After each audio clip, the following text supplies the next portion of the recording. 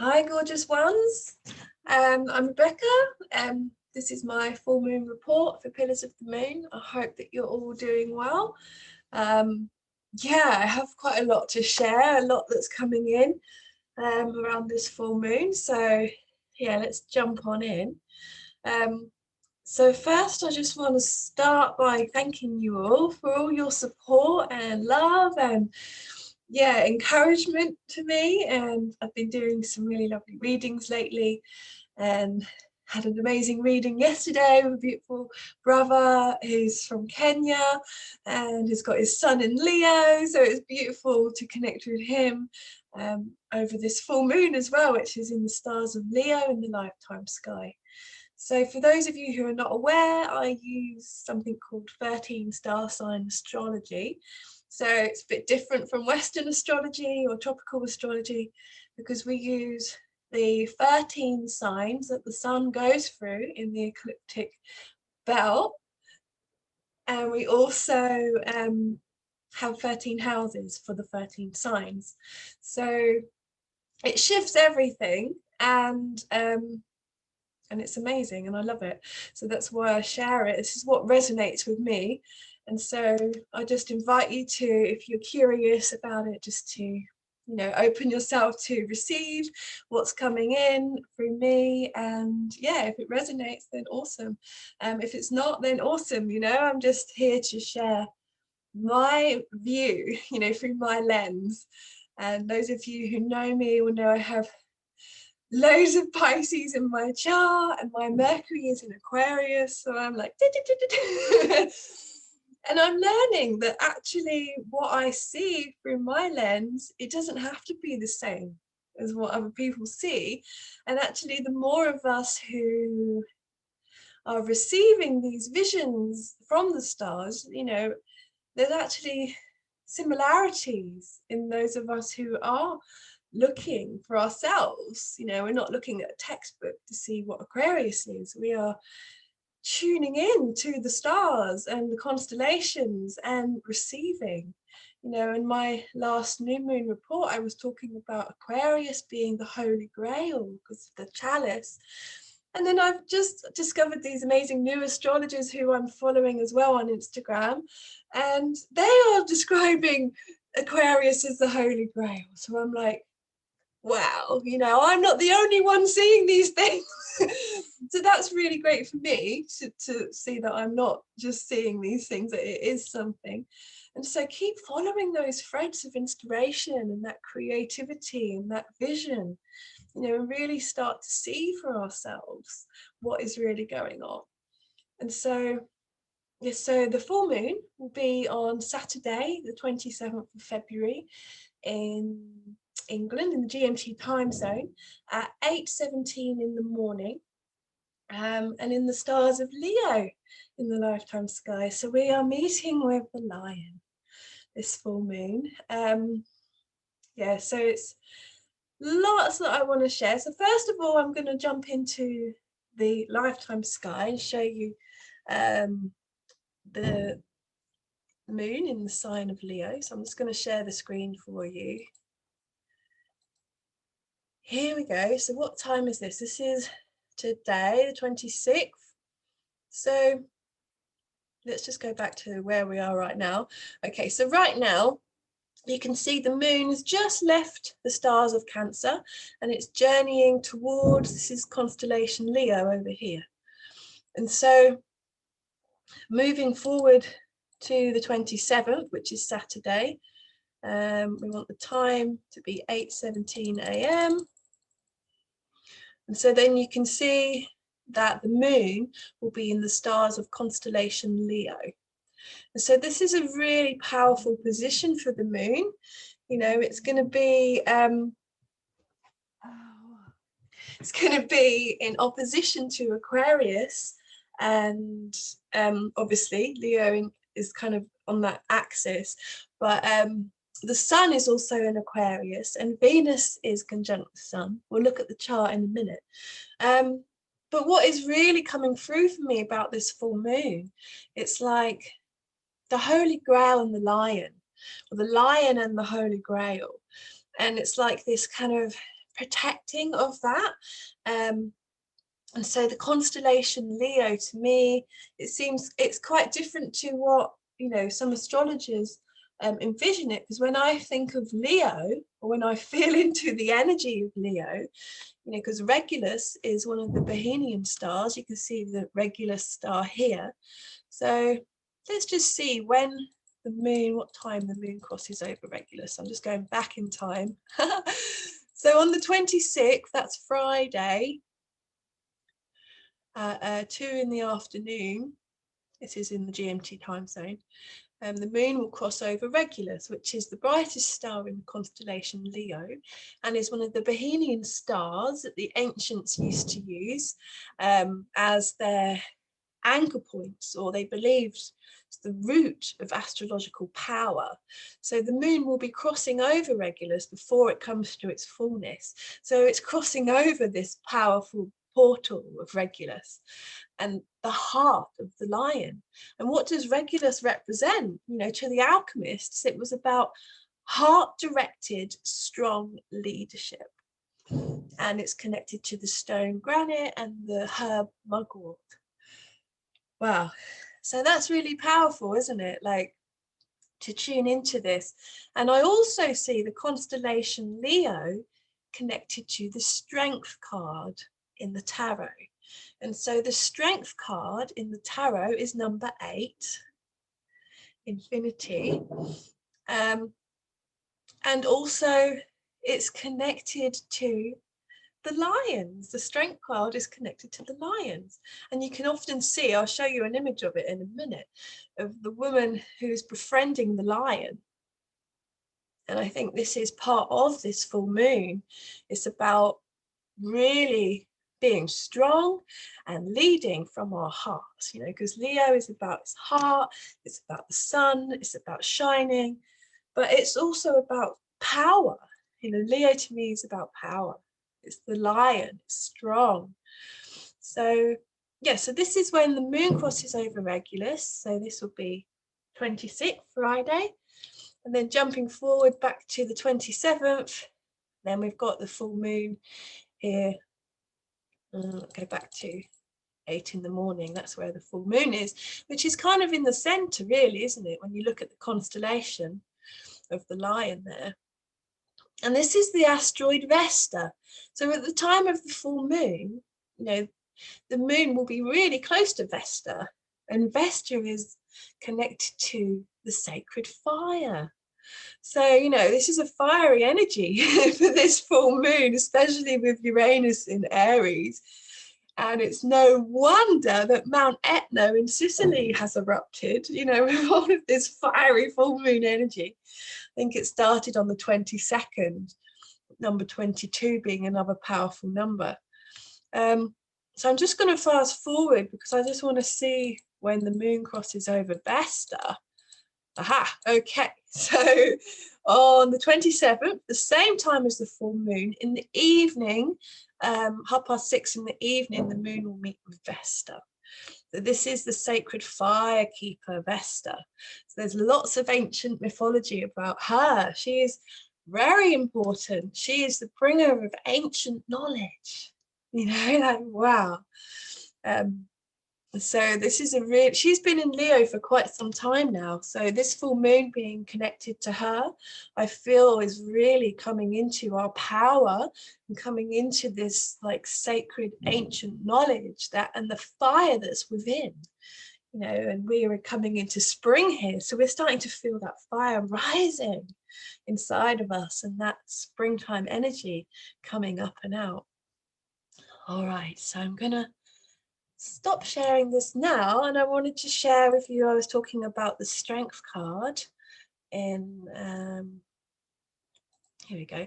So this is a photo I found, a strength card, and you can see she's got a number 8 over her head. And I think this is from a tarot deck called Tarot by Cecilia or something. I found it on the internet. And so this is like the lion and the woman and the 8. It's connected to power and strength. And, you know, it reminds me of this wonderful woman, Linda Tucker. Some of you will know of her. She works with the White Lions. So I'm just going to stop sharing that screen now. So this is the book that I've read from Linda Tucker, and it's called The 13 Laws, which obviously resonates with me a lot because I do 13 star sign astrology. And she talks about lion-hearted leadership. And she talks a lot about constellation Leo and the constellation Aquarius and how they're working together, and how it's about bringing through that community wholeness of Aquarius and bringing it down into the heart of the lion to lead from that place. And so the 13 laws in lion-hearted leadership from Linda of the Lion are origination, follow your paw print; appreciation, celebrate your nature; communication, share the raw; nurturance, encourage fresh growth; radiance, protect the lion heart; regeneration, serve Mother Earth; collaboration, find your pride; authenticity, gain full responsibility; co-creation, live your dream; governance, steward your resources; liberation, uncage your gifts. It's very Leo. Aspiration, rediscover the stars. Yes. Elimination, cleanse your kingdom. And so this is the thing about the lion, you know, it can be this amazing creative Leo, lion of the sun, but it can also, it knows when it needs to eliminate, and when it needs to be fierce, it will do what is necessary to cleanse the kingdom. And I think we, you know, it's getting to this point now where we're having to be really discerning of what we need and what is serving us and what is not. And so full moons are like the fullness of the cycle. So we're coming into this fullness of all that was birthed at the new moon over in Capricorn 2 weeks ago. You know, and so now we're coming into this full expression of all of that. And I really love this book because it goes into depth about like living through the heart of the lion in ourselves and how we can serve ourselves and the community from being, and the world, you know, from being in this embodiment. She talks a lot as well about the story of Androcles and the lion, and how he took the fawn out of the lion's paw, you know, and it was really scary for him to go in the cave and to pull the claw out of the fawn out of the lion's paw.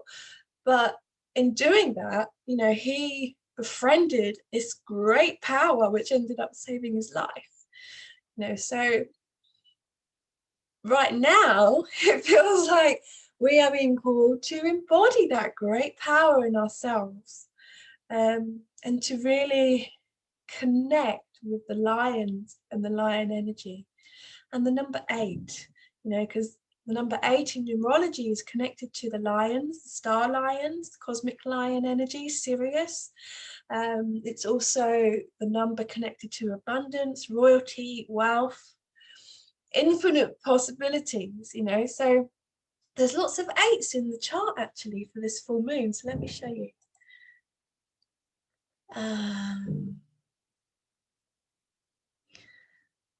It's not there, it's on this one. That's the stellium page again. Okay, so this is the full moon in Leo. I'm hoping you can all see that. Let's zoom in a bit for you. So full moon Leo, 27th, 8/17. So we looked at this at my new moon report. So we'll go into it a bit deeper today. Yes, get this book by Linda Tucker if you can. I recommend it. Very inspiring.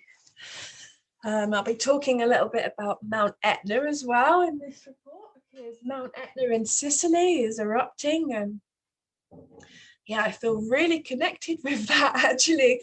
My grandma was telling me that, you know, my ancestry is Sicilian because our surname Spirito is Italian, and our family line originated from Sicily. So that's really exciting, you know. But then when I heard about Mount Etna going off, I was like, something really deep in me stirred. And I was like, whoa, I need to look into this.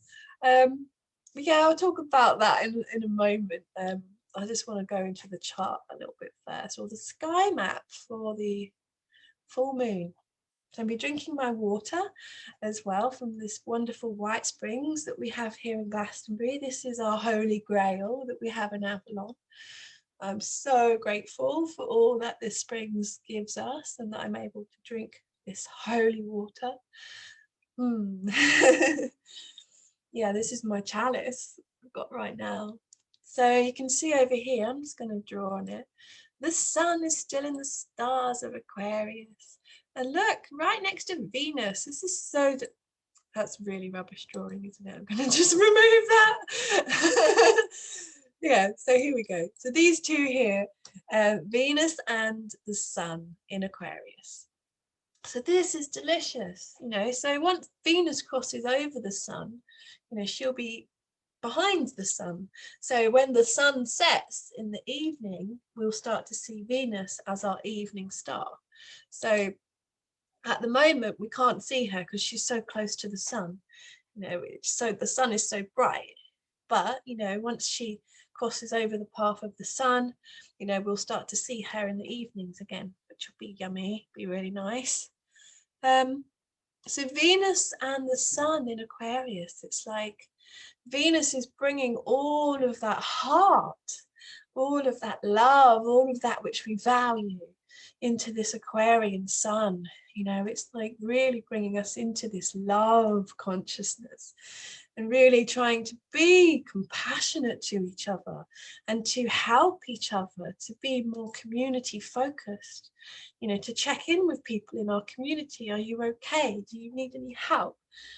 And also serving our own self as well, and making sure that we are loving our own body and our own self and nourishing ourselves and getting all the water we need and all the food that we need.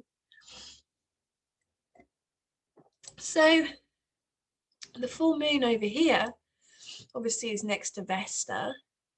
The moon is at 20 degrees and Vesta is at 27 degrees of Leo. So, you know, they are very close together, and it will come obviously and cross right over her just after the full moon. So, you know, I really feel, because obviously we've got this, all of this energy up here and this kind of directing it all down towards the lion, all down towards Regulus and Vesta and this fiery energy. You know, so what is this about? It's about bringing this love into the heart of the lion and bringing the magic of the chalice, the fountain of life, which is Aquarius and the cosmic mother, and bringing it through into our hearts and really starting to embody that power within. And you can see over here the south node is at 8 degrees and Saturn is at 8 degrees and Uranus is at 8 degrees. So, you know, I was saying about 8 being connected to the lion number. You know, we've got 3 8s in our chart here. And also Mercury is at number 13. Yay, thank you, Mercury. So he's helping me to communicate 13 star sign astrology in a structured way, being over in Capricorn. He's out of retrograde now.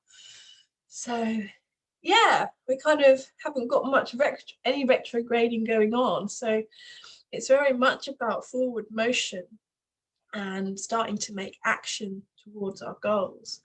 You know, and Mars has now moved into Taurus, you know, so he's right on, if you look over here, Mars has just come into crossing the border of Taurus.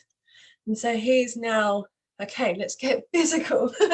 He's done the fiery awakening after his retrograding all through Pisces and then rebirthing, you know, in the fire with Lilith and coming out into the new beginning, you know, his awakening in January. And now he's come past Uranus. He's had like light bulb moments of kind of epiphanies, maybe changes of directions, like enlightenment, just feeling like things need to shift, things need to change. And so now he's coming into Taurus and he's going to use that action and that fiery energy to really ground all of the things that he's experienced when he was in the dream of Pisces. You know, he would have uncovered things about himself and about the collective unconscious and about the wounds. You know, he was next to Chiron for a lot of his journey. So, you know, and Lilith, obviously he was with Lilith. So now he's moving into Taurus. It's time to get practical. It's time to get physical and grounded and really start to work like with the earth and the physical things. And then he'll be meeting up with the North Node soon. So the North Node is still in Taurus in the lifetime sky at 22 degrees. Oh, that's so yummy, isn't it? Like the North Node at 22 and the South Node at 8. I mean, I just love the numerology of it as well. It's beautiful. And the Neptune is at 22 degrees as well. So this is also, I've been working with the 22 frequency for all of last year, you know, because I connect the 22 to the Swan energy and Cygnus. So the 2 and the 2 being like the swans. It's the shape of the swan.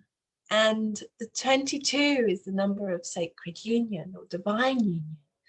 And 22 is connected to Mary Magdalene. That's when we have her feast days on the 22nd. And so, you know, when you think about the 2 and the 2, it's like they've evolved from the 1-1. It's like they are now, it's like, it feels to me like the higher octave of conscious love. That's just my feeling of that expression.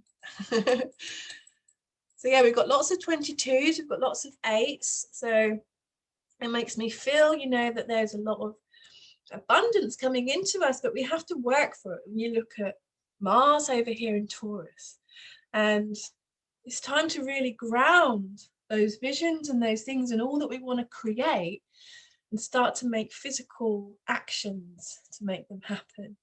And, you know, with everything that's happened in the world over the last year, I've, you know, been hearing from so many people about this changing in direction, changing in career.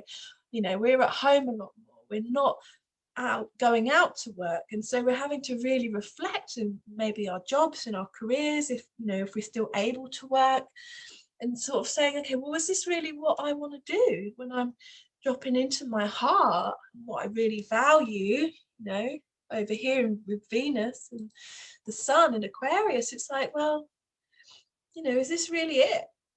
So there could be like a lot of realignment coming in for people now, of like changing in creativity, changing in career, changing in direction.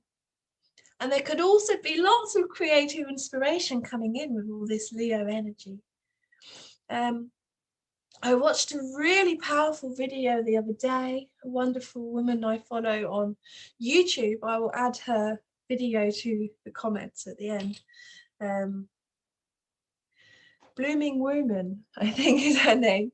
Anyway, she talks about the constellation Leo and it being connected to the Egyptian goddess Sekhmet. So she connects, you know, that is the source. She also connects Virgo to Isis, you know, and there's so many similarities in that. And she, you know, believes that the constellations that we use now, you know, like Leo and Virgo and all of it, you know, it's like a I can't even think what it's like a print of something that was something before. And before it became Virgo, the Virgin, you know, she was Isis. She still is Isis. So it's really important that we really look into the origins of the constellations and who they really are. You know, and a big part of my journey is to really, you know, I do a lot of meditation to connect with the stars and the constellations. Who are you really? Who are you now? You know, show me. And I receive a lot and I, you know, write about it. So I feel like this is really important, you know, to not look at an old textbook or some kind of old map or old way, you know, because when Polymus, I don't know if I said his name right, when he was around, you know, when he created the 12 sign wheel, you know, they took out a fucus, which the sun does go through a fucus every year. and it's really important. And, you know, it's our gateway to higher consciousness, boom, boom, boom, through the galactic center. So when we start working with the serpent energy of Ophiuchus, there's no going back, because it's the gateway. It's like once you're through, you know that you can go through. It's like, okay, right, this is really the key. This is the missing key. You start working with the Ophiuchian energy, you start working with Black Moon Lilith. It is our path to freedom, you know, so I feel really passionate about that, as you can probably hear in my voice. Yeah, so powerful full moon, everyone. And I'm just going to go to the last quarter moon, which will be on the 6th of March. And this will have us over here. We were going to be down in Ophiuchus. Oh my God, the moon is 8 degrees. Can you believe this? Can you believe all this? Like, wow, moon is 8 degrees. So Neptune's still at 22 degrees. Now Venus is at 13 degrees. So we're getting lots of synchronicities in the degrees in a numerological perspective. And then we've got Mercury and Jupiter conjunct at 18 degrees in Capricorn.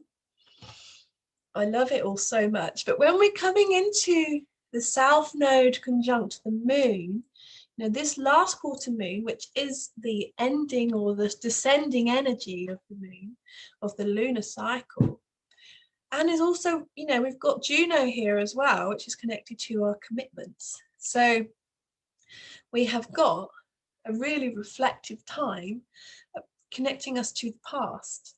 You know, and Ophiuchus is the doctor, it's the healer, it's the medicine woman or medicine man, shaman. This is how I perceive them. So it's about taking the poison of Scorpio and making it useful.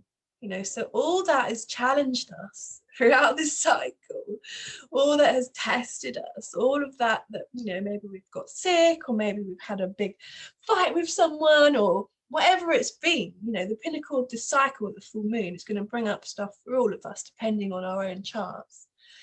And so then when we come to this last quarter moon in Ophiuchus, it's about healing, it's about medicine, it's about transformation and rebirth, it's about turning all of the shit into compost and making it like amazing soil to then grow new life from.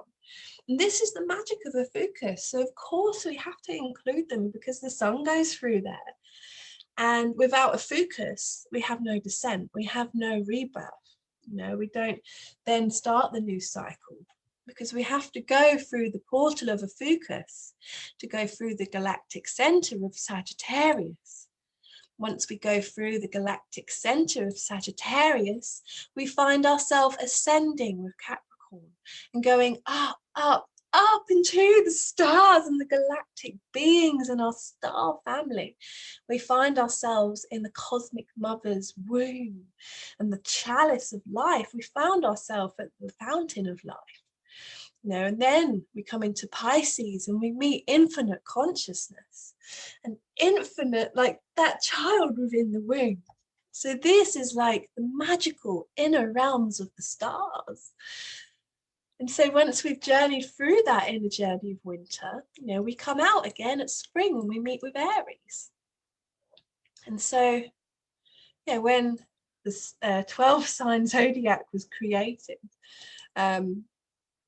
you know, the sun would have been in the stars of Aries at the spring equinox here in the Northern Hemisphere. And so now, because, you know, the Earth shifts 1 degree every 72 years, then it makes the appearance of the stars shifting over hundreds of years a whole constellation. So now, in the Northern Hemisphere on the spring equinox in March, the sun rises in the stars of Pisces, not Aries. And so it's really important that we use the correct information. So you can tell I'm really passionate about this because I want to talk about the Western wheel. And I really appreciate that everyone has different ideas about the wheel and what it represents for them and the different types of ways of looking at things. And, you know, so, but I'm just here to share what I see. And so this is the wheel that I've created, because, you know, I've seen a lot of people who are still using the Western wheel because they're saying it's the seasonal wheel.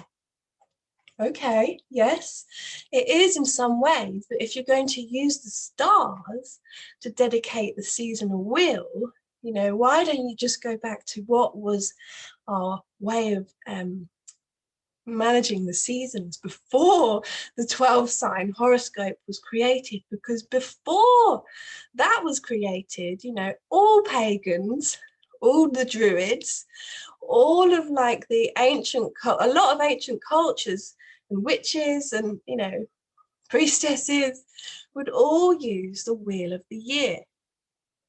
So the wheel of the year, or the Celtic wheel of the year, you know, it marks the equinoxes. Obviously, Samhain is our new year. It's when everything dies and is reborn.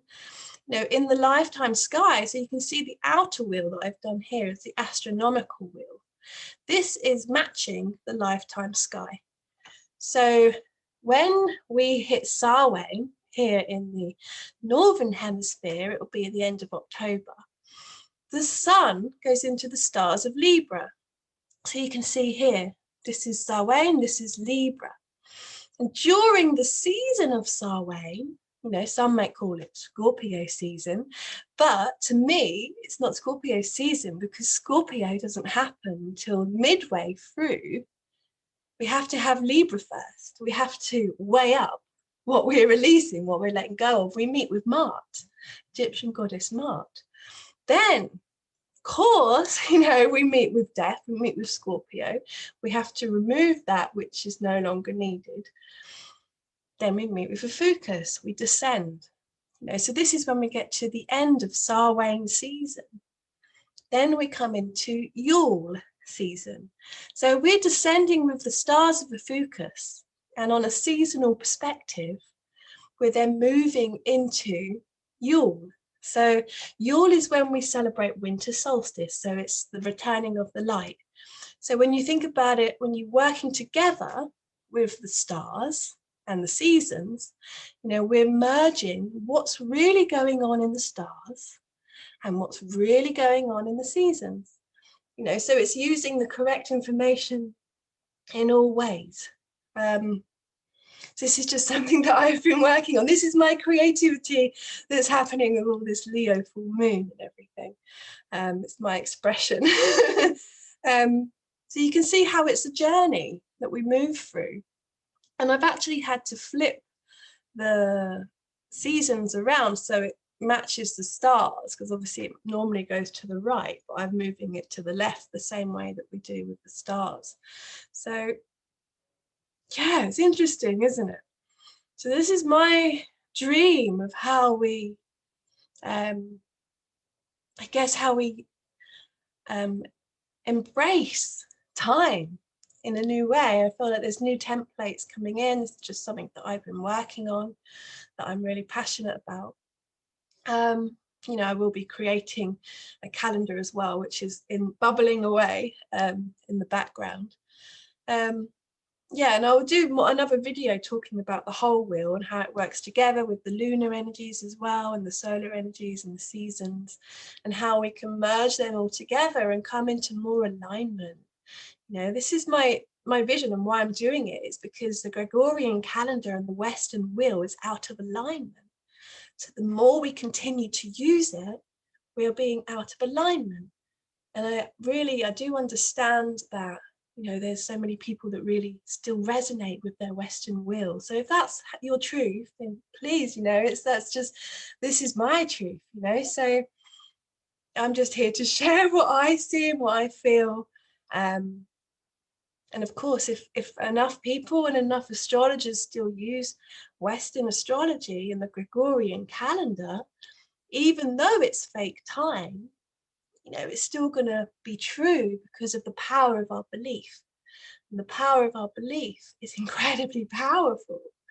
You know, I noticed on my phone, I get a little notification each night that tells me what the weather's going to be like tomorrow.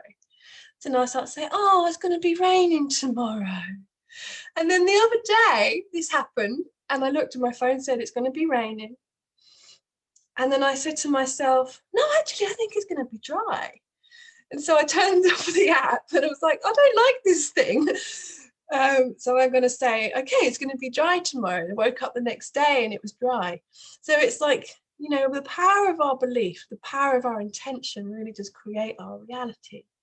So if we've spent our whole life thinking that our sun is in Cancer, to then be told, actually, it's in Gemini, it's a massive shift, you know, to go from that to that, it's like so different.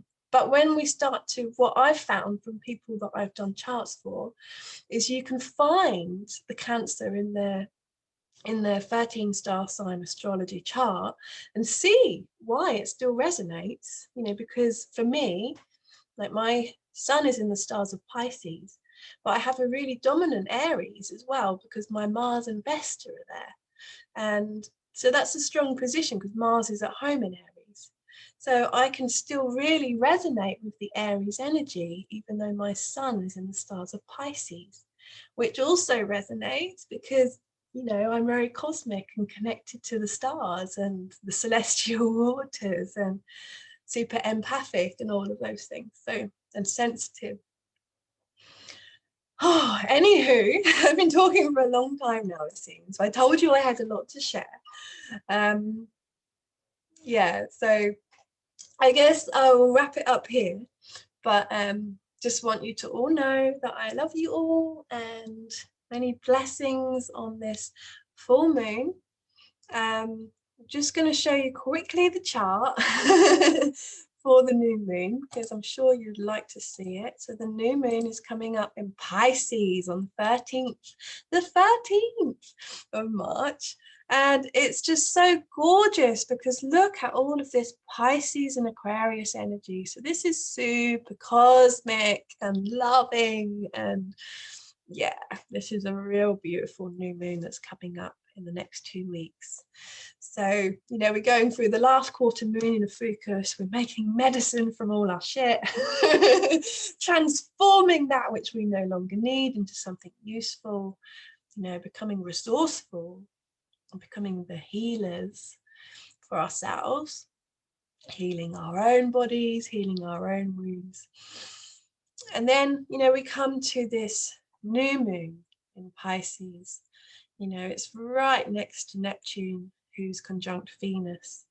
So it's really quite something. So yeah, this is going to be a big journey for the next few weeks, I think, in this, you know, with the Ophiuchian energy, really wanting to transform a lot from the past. You know, we might find a lot coming up from the past connected to Ophiuchus, you know, and the how Ophiuchus was taken out of the wheel and the trauma connected to the serpent, you know, and Lilith. Because collectively, you know, the witch burnings and all of these things, you know, it could be becoming very, like, very clear for us now to really look at those things and transform them into something useful. So, anywho, that's all from me. I'm really going to go now. This is a very creative full moon. It's a very powerful full moon, really coming into our power. And like Etna, Mount Etna erupting, it's like, you know, she is connected to Etna, a Sicilian nymph who's the daughter of Uranus. Uranus is in Aries right now. That's a fire sign. So we may be feeling this energy and wanting to erupt. But she was connected to, you know, she would resolve disputes of people who were, you know, disrespecting Sicily and the land. So, you know, this is, and also Mount Etna is connected to the place, this is just like Greek myth, but connected to the place where the Cyclops made the thunderbolts for Zeus. Oh, yeah. So that's all. On that note, I will see you at the new moon. Just sending you all so much love and yeah, happy full moon. Mwah! Many blessings. Bye.